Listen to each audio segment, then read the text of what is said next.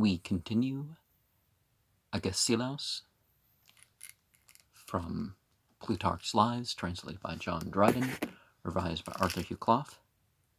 This was a very great vexation to Agesilaus, not only that he had lost the friendship of a gallant commander, and with him a considerable part of his army, but still more that it had been done with the disrepute of a sordid and petty covetousness, which he always had made it a point of honor to keep both himself and his country clear. Besides these public causes, he had a private one, his excessive fondness for the son, which touched him to the quick, though he endeavored to master it, and especially in presence of the boy to suppress all appearance of it, so much that when Magabats, for that was his name, came once to receive a kiss from him, he declined it, at which the young boy blushed and drew back, and afterwards saluted him at a more reserved distance. Agesilaus, soon repenting his coldness and changing his mind, pretended to wonder why he did not salute him with the same familiarity as formerly. His friends about him answered, "You were in the fault," who would not accept the kiss of the boy, but turned away in alarm. He would come to you again if you would have the courage to let him do so. Upon this, Agesilaus paused a while, and at length answered, "You need not encourage him to it. I think I had rather be master myself in that refusal, than see all things that are now before my eyes turned into gold." Thus he demeaned himself to Magabats when present, but he had so great a passion for him in his absence that it may be questioned whether, if the boy returned again, all the courage he had would have sustained him in such another refusal. After this, Pharnabazus sought an opportunity of conferring with Agesilaus, which Apollophanes of Cyzicus, the common host of them both, procured for him. Agesilaus, coming first to the appointed place, threw himself down upon the grass under the tree, lying there in expectation of Pharnabazus, who, bringing with him soft skins and wrought carpets to lie down upon, when he saw Agesilaus's posture, grew ashamed of his luxuries, and made no use of them, but laid himself down upon the grass, also without regard for his delicate and richly dyed clothing. Pharnabazus had matter enough of complaint against Agesilaus, and therefore, after the mutual civilities were over, he put him in mind of the great services he had done the Lacedaemonians in the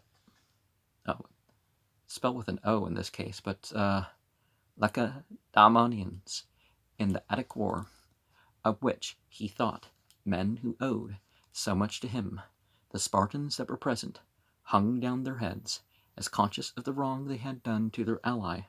But Agesilaus said, "We, O Pharnabazus, when we were in amity with your master the king, behaved ourselves like friends, and now that we are at war with him, we behave ourselves as enemies. As for you, we must look upon you as a part of the property, and must do these outrages upon you, not intending the harm to you, but to him whom we wound through you. But whenever you will choose rather to be a friend to the Grecians, then a slave of the king of Persia, you may then reckon this army and navy to be all at your command, to defend both you, your country, and your liberties, without which there is nothing honorable or indeed desirable among men." Upon this, Pharnabazus discovered his mind, and answered, "If the king sends another governor in my room, I will certainly come over to you. But as long as he trusts me with the government, I shall be just to him, and fail to do my utmost endeavors in opposing you." Agesilaus was taken with the answer, and shook hands with him, and rising said, "How much rather had I so brave a man my friend than my enemy." Now, one thing that you can fight in terms of honor that, I guess, check the laws, but, is, yeah, when you're accused, it's not like people don't like me or something like that. I'm trying to earn their respect by, no, that's not the thing. When people are making false accusations of serious things, really the state should bring them forward and do the punishment. There's a lot of violence that results as, even when it's your mother, such and such stuff. Well, if you don't know that this person's mother is whatever, you deserve most of the punishment, that as if, the person was actually doing the thing, right?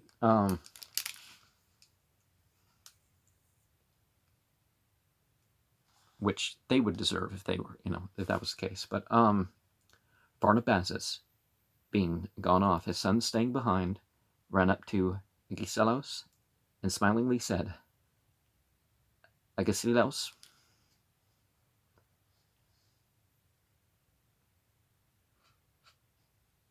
some people would say Agesilaus, but Agesilaus, okay. I made you my guest," and thereupon presented him with the javelin which he had in his hand. Agesilaus received it, and being much taken with the good mien and courtesy of the youth, looked about to see if there were anything in his train fit to offer him in return.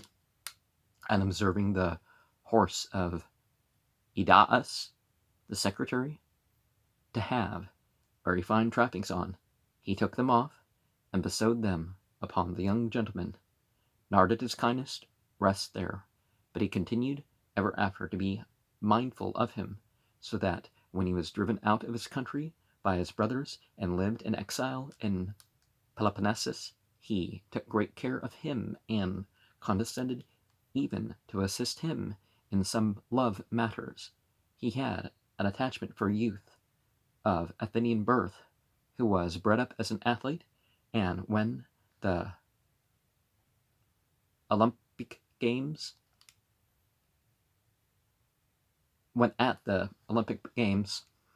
that's not how you say it, but this boy, on account of his great size and general strong and full-grown appearance, was in some danger of not being admitted into the list. The Persian betook himself to Agesilaus and made use of his friendship.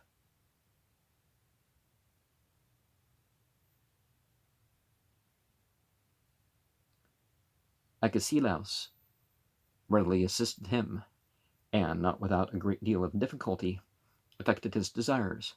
He was in all other things a man of great and exact justice, but when the case concerned a friend to be straight-laced in point of justice, he said, was only a colorable pretense of denying him.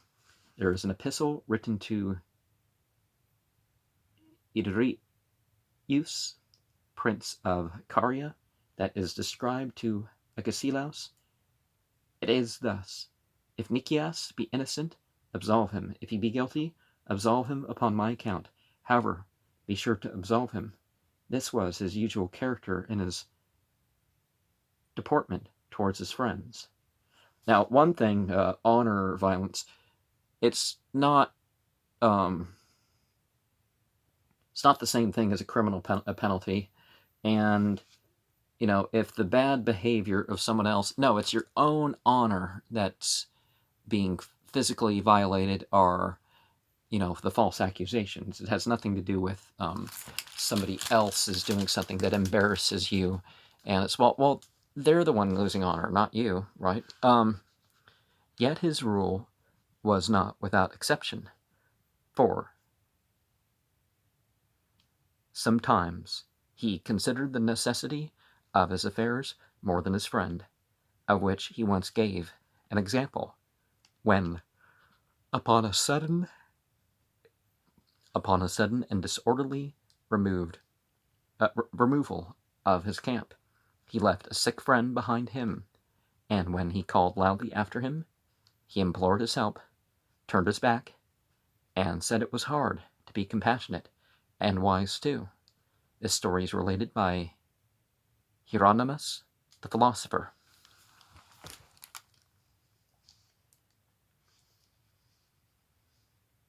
Another year of the war being spent, Agesilaus' fame still increased, insomuch that the Persian king received daily information concerning his many virtues, and the great esteem of the world had of his temperance, his plain living, and his moderation. When he made any journey, he would usually take up his lodging in a temple, and there would make the entities considered to be gods and goddesses witness of his most private actions. So that's sort of why you need to be careful of the presentation of when you say that, these things around, these forces of nature, they bear witness. Well, because are you worshiping these things? Or are you taking them as intercessors, deities, or same thing, right? What's one's intention when one does that? Which others would scarce permit men to be acquainted with, in so great an army. You should scarce find a common soldier lie on a coarser mattress than Agesilaus. He was so indifferent to the varieties of heat and cold that all the seasons, as they were sent, seemed natural to him.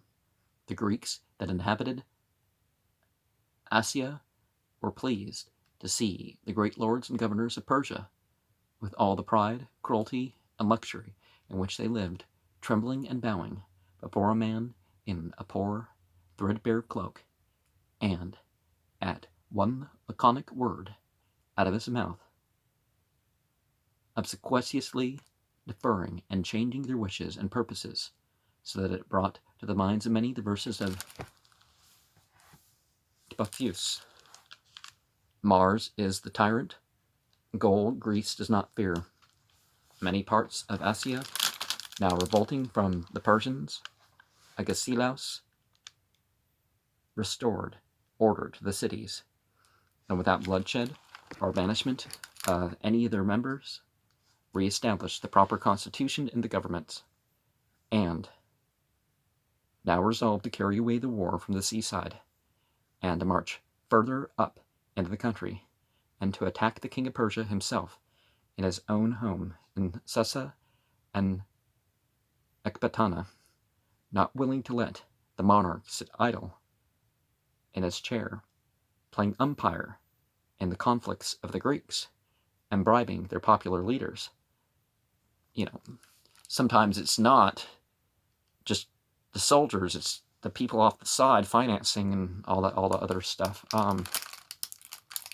Think of all the wars that could be stopped if they went after if instead of killing all these millions and millions of civilians, they were going after,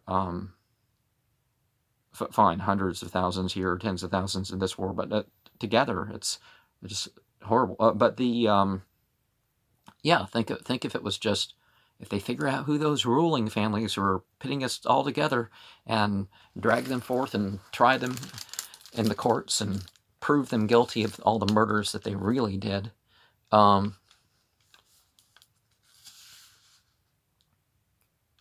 no, that's not being anti-Semitic.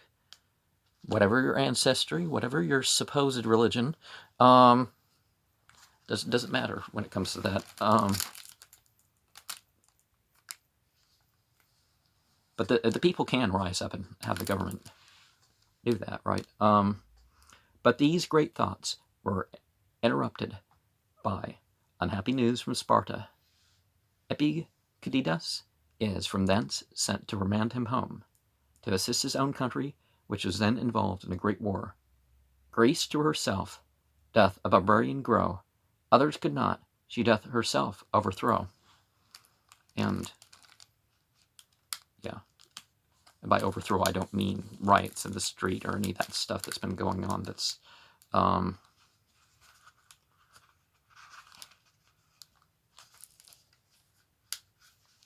what better can we say of those jealousies, and that league and conspiracy of the Greeks for their own mischief, which arrested fortune in full career, and turned back arms that were already uplifted against the barbarians to be used upon themselves, and were called into Greece, the war that had been banished out of her.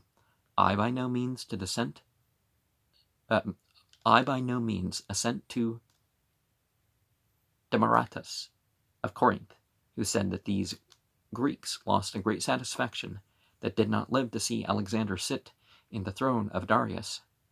That sight should have rather drawn tears from them when they considered that they had left that glory to Alexander and the Macedonians, whilst they spent all of their own great commanders in playing them against each other in the fields of Leuctra, Coronea, Corinth, and Arcadia.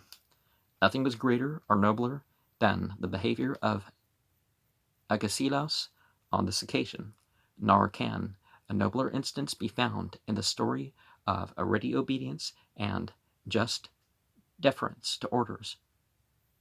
Hannibal, though in a bad condition himself, and almost driven out of Italy, could scarcely be induced to obey when he was called home to serve his country. Alexander made a jest of the battle between Agis and Antipater, laughing and saying, "So, whilst we were conquering Darius and Asia, it seems there was a battle of mice in Arcadia." Happy Sparta, meanwhile, in the justice and modesty of Agesilaus, and in the deference he paid to the laws of his country, who, immediately upon receipt of his orders, though in the midst of his high fortune and power, and in full hope of great and glorious success, gave up all, and instantly departed, his object unachieved, leaving many regrets behind him amongst allies in Asia, and proving by his example the falseness of that saying of Demostratus, the son of Phaeax, that the Lacedaemonians were better in public, but the Athenians in private. For, while approving himself an excellent king and general, he likewise showed himself in private an excellent friend and a most agreeable companion. The coin of Persia was stamped with the figure of an archer. Agesilaus said that 1,000 Persian archers had driven him out of Asia, meaning the money that had been laid out in bribing the demagogues and the orators in Thebes and Athens, and thus inciting those two states to hostility against Sparta. Having passed the Hellespont, he marched by land through Thrace, not begging or entreating a passage anywhere, but he sent his messengers to them to demand whether they would have him pass as a friend or as an enemy. All the rest that received him as a friend and assisted him on his journey, but the Trallians, to whom Xerxes is also said to have given money, demanded a price of him, namely 100 talents of silver and 100 women. Agesilaus, in scorn, asked why they were not ready to receive them. He marched on, and finding the Trallians in arms to oppose him, fought them, and slew great numbers of them. He sent the like embassy to the king of Macedonia, who replied, he would take time to deliberate. Let him deliberate, said Agesilaus. We will go forward in the meantime. The Macedonian, being surprised and daunted at the resolution of the Spartan, gave orders to let him pass as a friend. When he came unto Thessaly, he wasted the country because they were in league with the enemy. To Larissa, the chief city of Thessaly, he sent Xenocles and Scuthus to treat of a peace, whom, when Larissaeans had laid hold of and put into custody, others were enraged and advised the siege of the town, but he answered that he valued either of those men at more than the whole country of Thessaly. He therefore made terms with them and received his men again upon composition.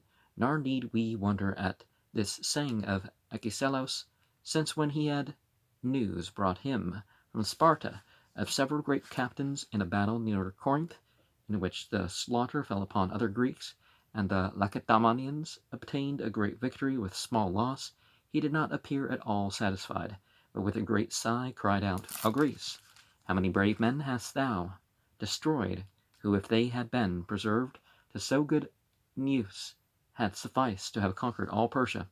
Yet when the Pharsalians grew troublesome to him by pressing upon his army and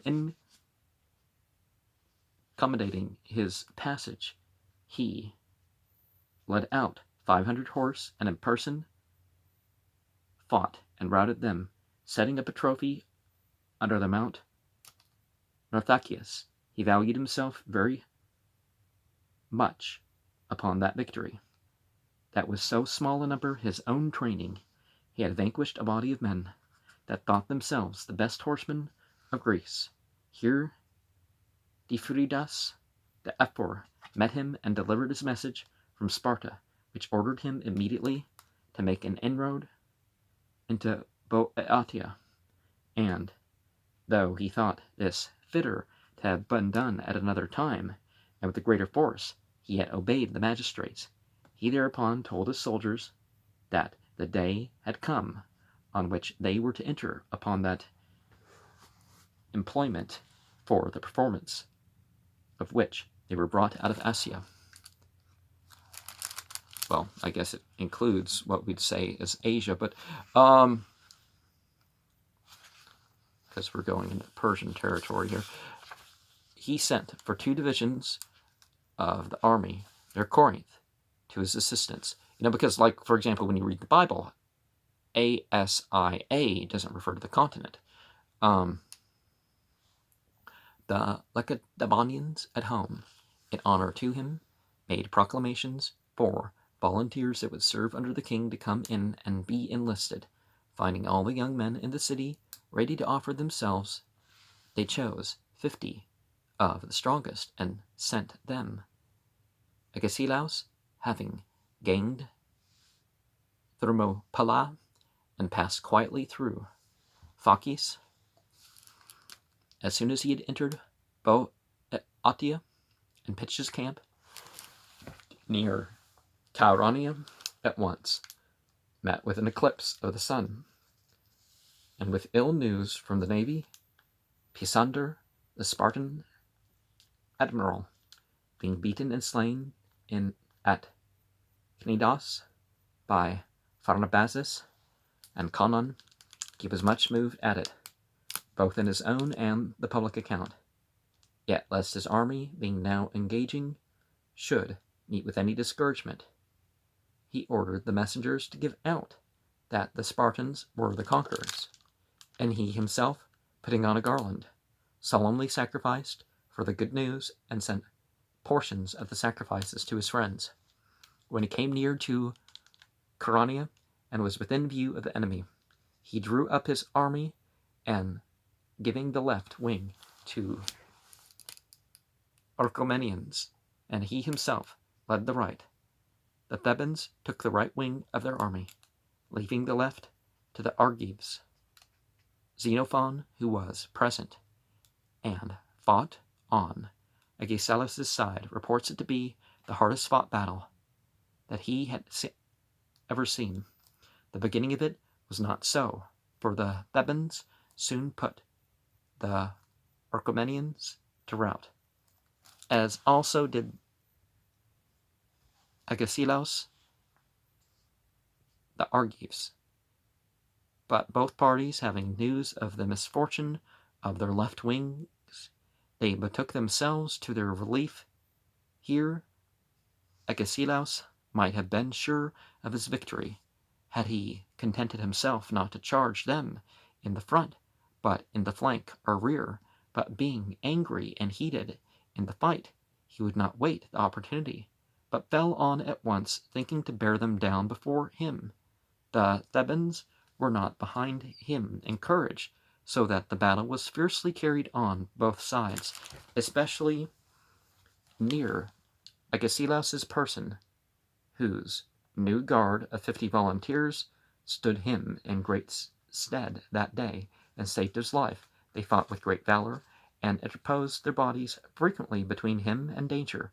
You could then not so preserve him, but that he received many wounds through his armor with lances and swords, and was with much difficulty gotten off alive by their making a ring about him, and so guarding him with the slaughter of many of the enemy, and the loss of many of their own number. At length, finding it too hard a task to break the front of the Theban troops, they opened their own files, and let the enemy march through them, an artifice which in the beginning they scorned, watching in the meantime the posture of the enemy, who having passed through grew careless, as esteeming themselves past danger, in which position they were immediately set upon by the Spartans. Yet were they not then put to rout, but marched on to Helicon, proud of what they had done, being able to say that they themselves, as to their part of the army, were not worsted. Agesilaus, sore wounded as he was, would not be borne to his tent till he had been first carried about the field, and had seen the dead conveyed within his encampment, and many of his enemies, as had taken sanctuary in the temple, he dismissed. And that's an important thing too, is the houses of worship, that, as long as they're not attacking people in the houses of worship, it's like a truce, right? For there stood near the battlefield the temple of Minerva, the Etonian, and before it a trophy erected by the Boeotians for the victory which, under the conduct of Spartan, their general, they obtained over the Athenians under Colmidas, who himself fell in the battle. Next morning early, to make trial of the Theban courage, whether they had any mind to a second encounter, he commanded his soldiers to put on garlands on their heads, and play with their flutes, and raise a trophy before their faces. But when they, instead of fighting, sent for leave to bury their dead, he gave it them, and having so assured himself of the victory, after this went to Delphi to the Pythian games, which were then celebrating, at which feast he assisted, and there solemnly offered a 10th part of the spoils he brought from Asia, which amounted to 100 talents. A talents is like grade scholar's weight, right? Thence, and by grade schooler I don't mean middle school, I mean, like 10-year-olds and stuff like that. Thence he returned to his own country, where his, well, not overweight, so you know what I mean, what they used to weigh, back before every other person was obese. Thence he returned to his own country, where his way and habits of life quickly excited the affection and admiration of the Spartans, for, unlike other generals, he came home from foreign lands the same man that he went out, having not so learned the fashion of other countries as to forget his own, much less to dislike or despise them. He followed and respected all the Spartan customs without any change either in the manner of his supping or bathing, or his wife's apparel, as if he had never traveled over the river Eurotas. So also with his household furniture, and his own armor, nay, the very gates of his house were so old that they might well be thought of Aristodemus's setting up. His daughters, Kenethrum says, Xenophon was no richer than that of anyone else, The canathrum, as they called it, is a chair or chariot made of wood in the shape of a griffin, or triglaphus, on which the children and young virgins are carried in procession. They need more griffins instead of horses in the they don't really have those things anymore. I don't know why. It's not well, people play they want video games instead of that, right? Xenophon has not left us the name of this daughter of Agesilaus, and Dicaarchus expresses some indignation because we do not know, he says, the name of Agesilaus' daughter, nor Epaminondas' mother, but in the records of Laconia we ourselves found his wife's name to have been Cleora, and his two daughters to have been called Eupalia and Proleta. And you may also, to this day, see Agesilaus' spear kept in Sparta, nothing differing from that of other men. There was a vanity, he observed, among the Spartans about keeping running horses for the Olympic games, upon which he found they much valued themselves. Agesilaus regarded it as a display not of any real virtue, but of wealth and expense, and to make this evident to the Greeks, induced his sister Caniska to send a chariot, and at the course he kept with him Xenophon, the philosopher, and made much of him, and proposed to him to send for his children and educate them at Sparta, where they would be taught the best of all learning, how to obey and how to command, finding on Lysander's death a large faction formed, which he, on return from Asia, established against Agesilaus, and he thought it advisable to expose both him and it by showing what manner of a citizen he had been whilst he lived. To that end, finding among his writings an oration composed by Cleon the Halicarnassian, but to have been spoken by Lysander in a public assembly, to excite the people to invocations and changes in the government, he resolved to publish it as an evidence of Lysander's practices. And there's the idea that there's in the Goetia, that there's an entity that's supposed to look like that philosopher. Although that's not the only interpretation of the wording there.